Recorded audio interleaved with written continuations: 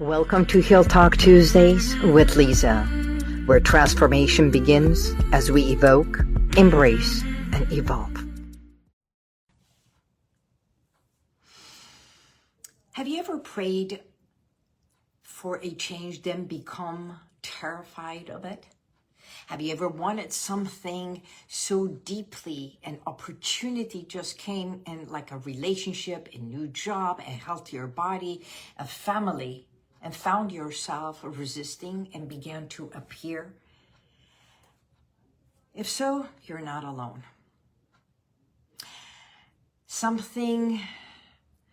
And sometimes the very thing we want the most is the most frightening that there is.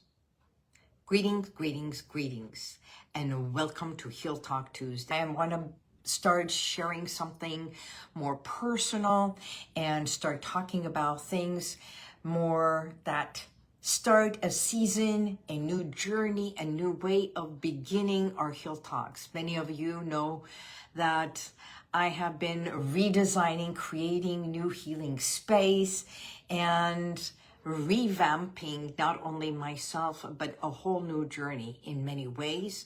It's like opening a whole new chapter. And if I'm being honest, it's like change is a little bit difficult for some people. And I found myself feeling nervous, scared. Is this going to work? Is this not going to work? Which led me to today's topic, because there is a space between fear and growth, because growth in a way is difficult.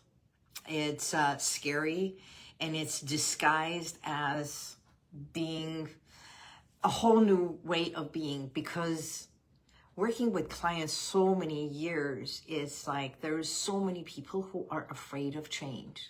And I found myself being afraid. It's like, is this what I want? Because it's so easy to get stuck in that place of familiarity. Because fear of success, believe it or not, is bigger than fear of failure. That's where a 3E comes in. And that's where, when we say it's time to change, asking myself, what do I want? And then wanting that change in itself, taking the steps to doing it, because the space between fear and growth is where transition really begins and we start. So as we go into doing this, it's like, what is it that I want? What is it that I want to create? It's a space to bring people in. It's space to change things around. Every few years I've changed. But that fear and that hesitation, that uncertainty is exactly what keeps us in that place of comfort. So what exactly is fear? Fear, in a way, it's been said, it is false emotions appearing real. That's what it is, false emotions, because it's not the action, it's the emotion connected to the action. Because I can do all the things and then have that internal doubt. Is it going to work? Would it be okay? So when I was thinking of doing this, I also thought of, as I evoke this, what is it that I am afraid of? The success? The failure? Because when we compare, and realizing that comparison in itself is, in a way, doubting the self and saying, I'm not good enough. I'm afraid. So the transition, the possibility, what is it that I am truly afraid? I don't know if you have experienced this in your life or not, because the fear of success is one of the most fascinating things that there is, because I've seen it in my practice and I see it with my clients. It's responsibility. It is change. It is growth. It is being seen in a different way. It's also being heard and standing out, because we all crave it and yet we're afraid of it. So, and in one form or another, it's also that underlying unconscious little girl, little boy, the inner self that says, wait, let's not jump into this. Let's see what other people say. Let's see what mom says. Let's see what the higher people say. And that in itself is, again, self-doubt, overthinking, second-guessing, and not because of your own lack of ability or my own lack of ability. It's because that part of us says, what if? So when I came to do that same thing, I had to do my own sitting and journaling and writing. Literally, I'll show you. I wrote 4 pages. I started by journaling. What if this works? And what if this doesn't? So what if everything that you want, you get? Would that be more overwhelming? Because no matter what it is that we choose, we cut and paste, we eliminate, right? We have to let go of something in order to make room for something else. So it is evoking what fears are showing up inside me, what stories are running in the back of my head, what is my true belief that as I grow and I create. In the last 25 years, I've been doing this work. Heal Within started first and foremost because I healed within. When I went to hypnotherapy school, I was still working at the law firm, and hesitation of who am I to become a hypnotherapist. Actually, when I graduated, I was still working at the law firm. I left the law firm I was still working at the law firm, and I was doing this part-time, and not many people knew about it. And then I had to leave the law firm and do this. In a way, pushed myself to do this in a very small office across the street to where I am today. It's like, wow, déjà vu when I came and found the office across the street. So that hesitation of starting brand new and starting it, I started with the name Inner Sight. It was like seeing with another sight, not the seeing eye, but another sight within us, the inner sight. And that was the name of my business. And within a few years, there was inner quest, inner motion, inner this, inner that. So I had to change. And my tagline was Heal Within, where transformation begins. And that's how it was born. So I came to embrace Heal Within because I truly healed within. Simply acknowledging,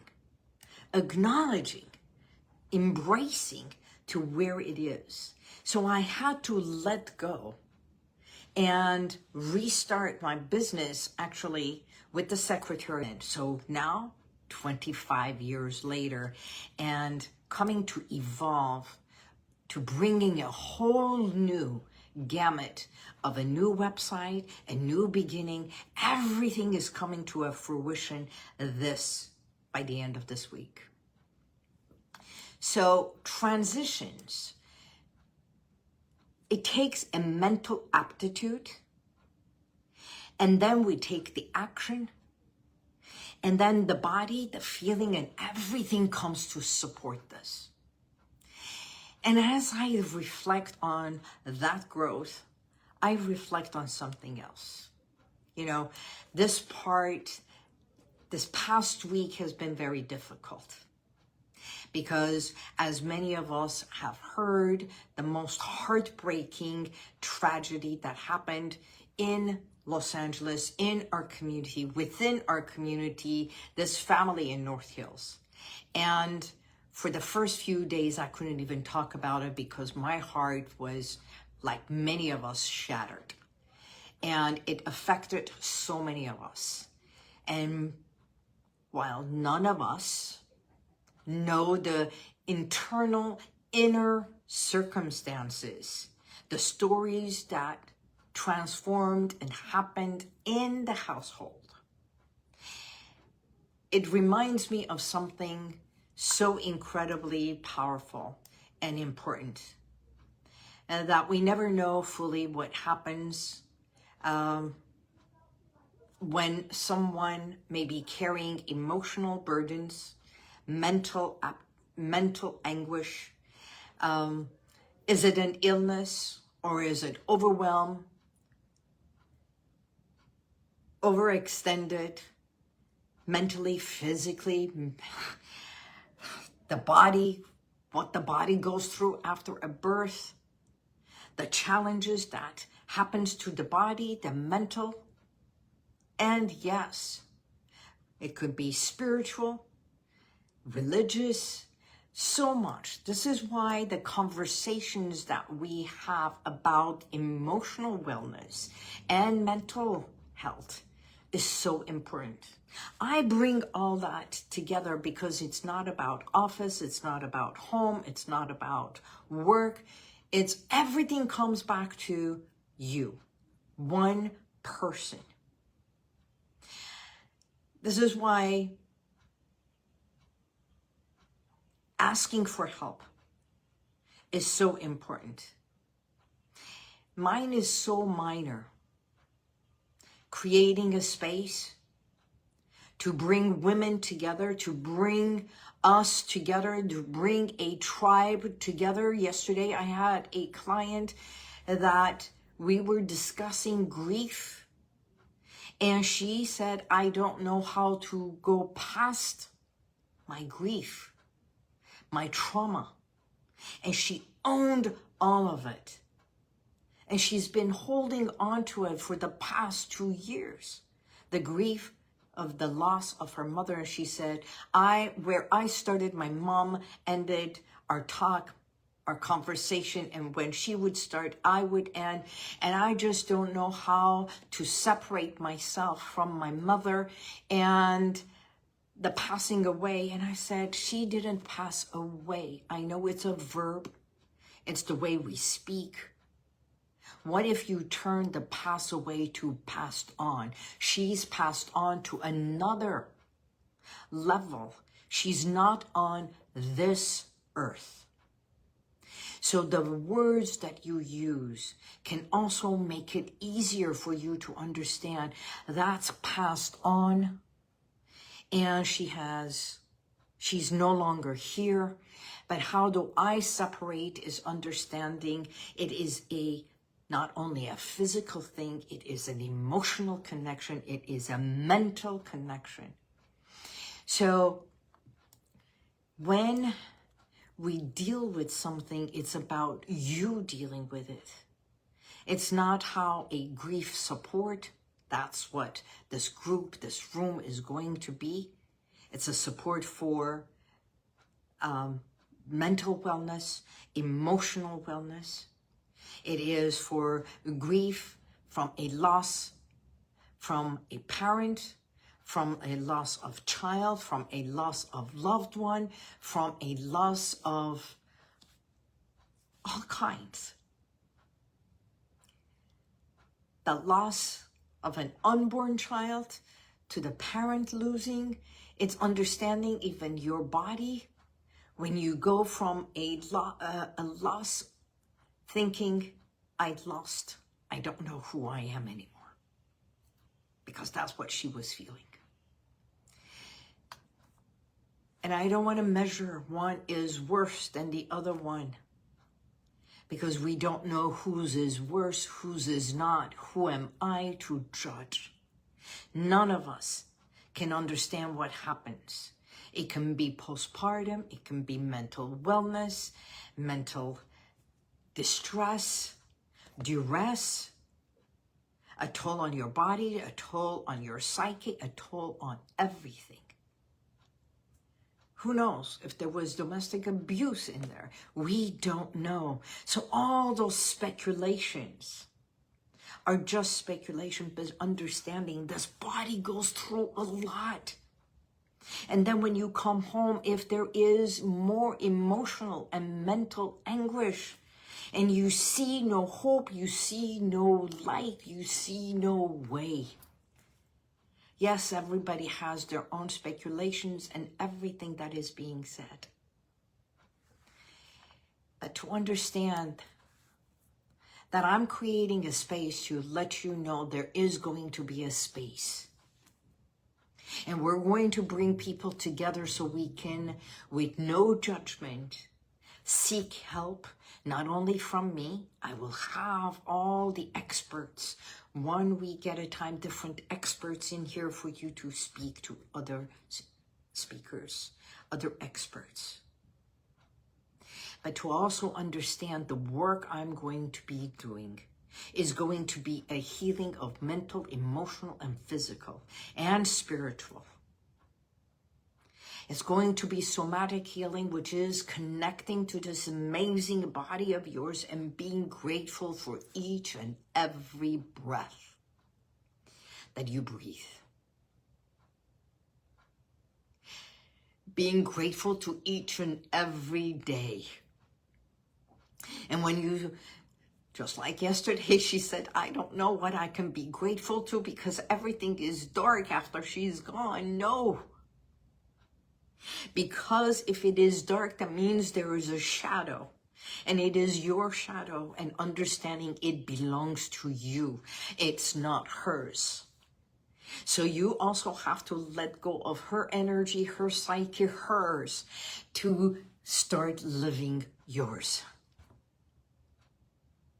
You know, from the moment they cut the umbilical cord, it is cut. We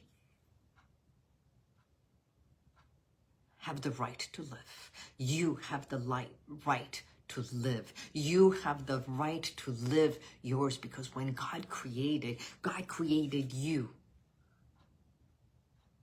So start learning who you are. Start embracing who you are. Your grace, your strength, your weaknesses, what you like, what you don't like, what you dislike. Everything about you, get to know you. And connect to this amazing body of yours that has been housing you, shielding you, and protecting you all this time. And it doesn't matter good, bad, right, wrong.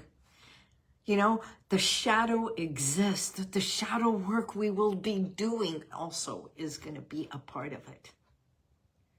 And remember, no matter where you go, your shadow is part of who you are. And when you stand in front of the sun, the shadow is right behind you. And if you rotate with the sun, the shadow moves with you, perhaps to your side and other times right there. But no matter what, when we look, guess where the shadow is? It can have different shades, different shapes. And when you look to the bottom, to the core where you are standing, your feet come together to one point. You know why? Because that's the beginning. That's the beginning of the shadow. It's your feet grounded on Mother Earth.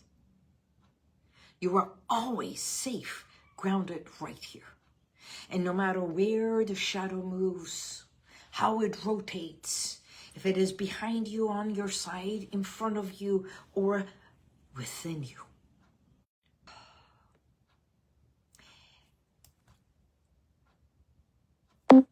It's every step matters. I want you to know that what change is happening around you, it's also a change asking you What is it that the change you are ready to make? Actually, if you are ready, if you are accepting that you are ready for a transformation, if you are ready for a change to make, and it's scary, and you are ready for that growth, understand that it's all good. And what would happen if you trusted yourself and realized that even the darkest moments that you think there is no hope, there is this light? When you go outside, you can look up and there is a sliver of the sun that can be as bright. And the sun also radiates and gives that light to the moon. So even in the darkest times, there's light coming from the moon. And it's the steps that we take. Not the entire staircase, just the next step. One step at a time. One breath at a time. One day at a time. And just for today, you can make that change. And realize fear is nothing but false emotions that we attach to what we want, that hold us back to that comfort level in order for us not to grow. But it is growth. It is the change. It is the transformation. It is the life that we want to live. And you know, yesterday's client said, thank you. After our session, she said, I feel like 10 pounds lifted off of me. She took a few deep breaths, tears flowing. And she said, it's so peaceful now, knowing that I am proud for having her as my mother. And I know she was proud for me being her daughter. That's called celebration of life. Celebrating who you are, your life, through all the experiences that you have gone through. And perhaps the very thing that you are resisting today is the very thing that will help you move to the next phase, to the next step, to the next day, to the next dream, to the next joy and love.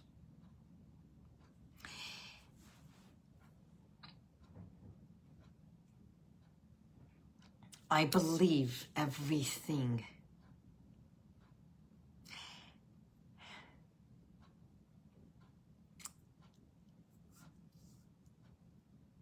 every single spirit, every single human, every single life matters. And I also believe in the higher power in God.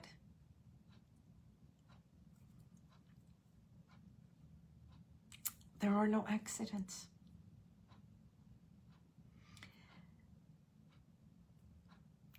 I do believe that.